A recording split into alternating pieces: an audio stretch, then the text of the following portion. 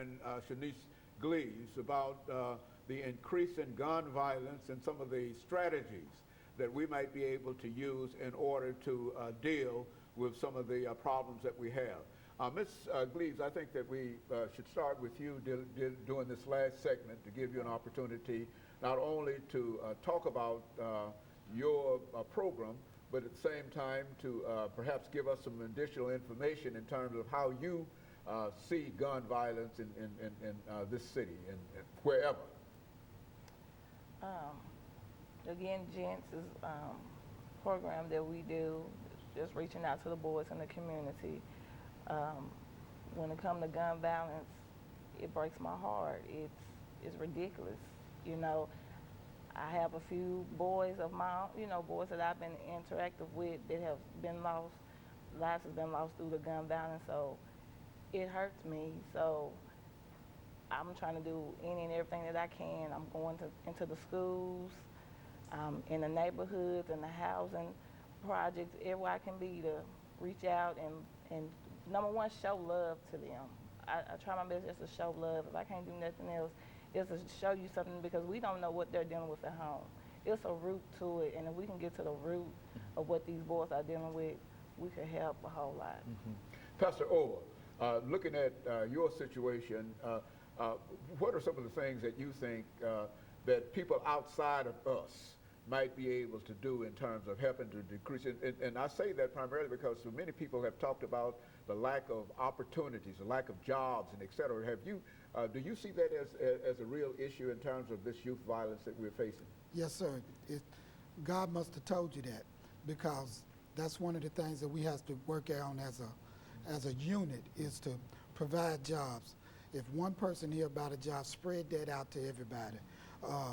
Give them school opportunities. I love when Pastor Walker said education, because our people are perishing. I repeat that, from lack of knowledge. They can't get a home because they have a felony. Doors are being shut that way. It's time to open up doors for second chances. They say we get second chances, and you're looking at an ex-convict. They say we get second chances, but once you get labeled, then how can you get that door open for you to get a job?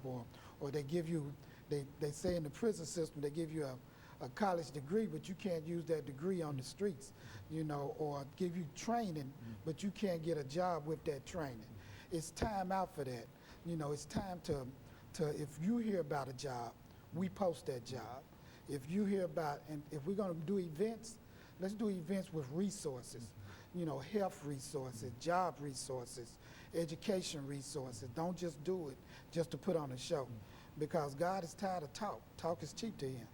You really want to impress him, and by coming together, education, jobs, homelessness, all of those opportunities need to be reopened.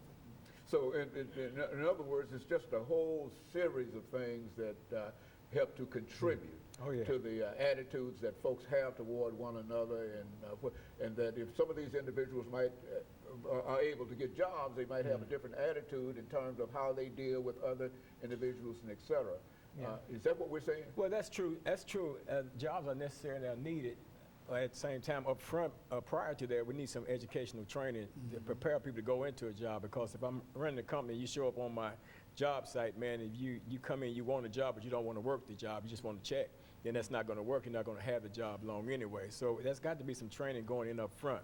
But when you talk about strategies to combat this gun violence, when you look at it the way the system looks at it, when I'm talking about the system, I'm talking about this governmental system that we live in, that we function in. They're looking at from the school to prison pipeline, they got this thing going, and they're looking at our third and fourth graders, and they're determining how many prisons they're going to build based on that. Then children are being sold to the government through an ADHD diagnosis, when they just, some in many cases, high energy children, but because the government would attach a check to that diagnosis, then you got many single mothers who are not realizing, but they're selling their children to the school to prison pipeline, because then you take an intelligent child, you put him in a special education class, he's being slowly taught, and then he's irritated, he becomes angry, he becomes violent, because he's at a level, you're trying to teach him on a level that he's above, just because he's been diagnosed with something that he don't have, just for the the sole purpose of getting him into that school to prison pipeline. And black males are under attack in that area. So we got to reach out and get the 2-year-olds, the 3-year-olds, and bring them in. My church right now, you know, we're in the process of researching and developing programs that will minister to the needs of single women and their children, and then to be able to go in and teach them, teach the parent, teach the child, and then at the same time reach on the other end of the other side of this thing and grab a hold to the man, because to restore the man means to restore the family. But God has shown me that the fastest route is through the woman and the child, because you get to the child quicker, but at the same time you restore the man so he can get in his rightful position and bring that covering over that family and guide that family down this pathway called life in the right way. But Dr. Haney, if we don't get proactive in doing something, yeah, George Zimmerman shoots Trayvon Martin, George Zimmerman is found not guilty, and they're marching everywhere all over the United States and protesting this. 2 weeks from now, nobody remembers George Zimmerman, nobody remembers Trayvon Martin, just like nobody remembers now Troy Davis. You know what I'm saying? But we've marched and we've marched and we've marched, you know, but what good is it if we're not taking it to where it needs to be? If we're not legislating, if we're not voting, if we're not actively trying to involve ourselves in changing some of these low-down, dirty laws that's on the books today, then what are we really doing? So, you know, we got to have some people that's going to step up boldly, man. Our children are under attack. And I, for one, I'm not going to sit back and just allow it to happen when I have the ability, the knowledge, and the wisdom, and the know-how, and the courage to step forward and do something. So I'm trying to research, I'm trying to partner with various organizations, various ministries, people who are not afraid. If people who are scared, I don't need to deal with them because I'm not afraid. You know what I'm saying?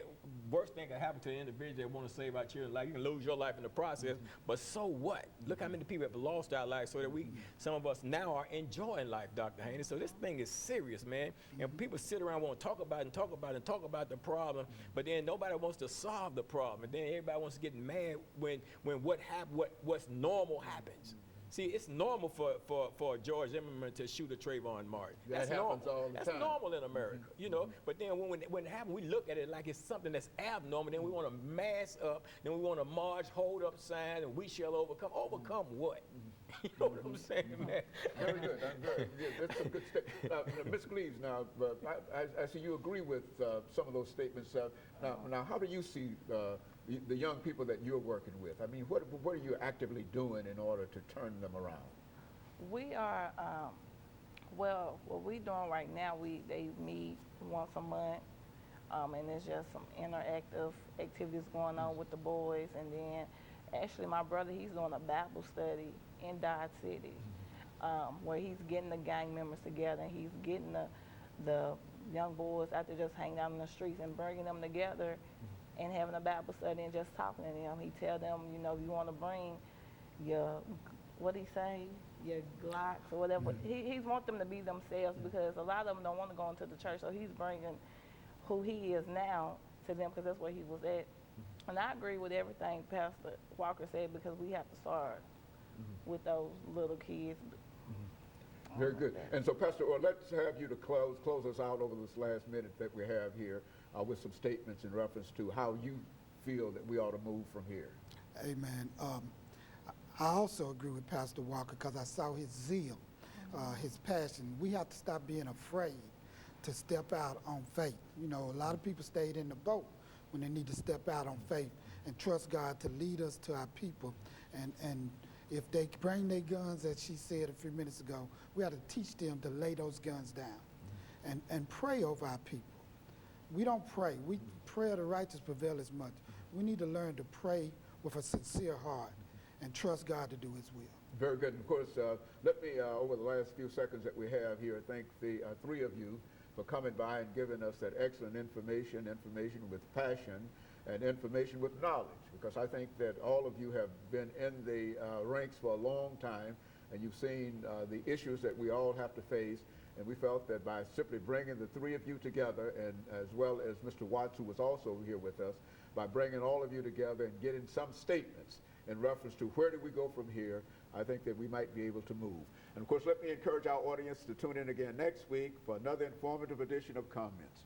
Thank you, and good morning.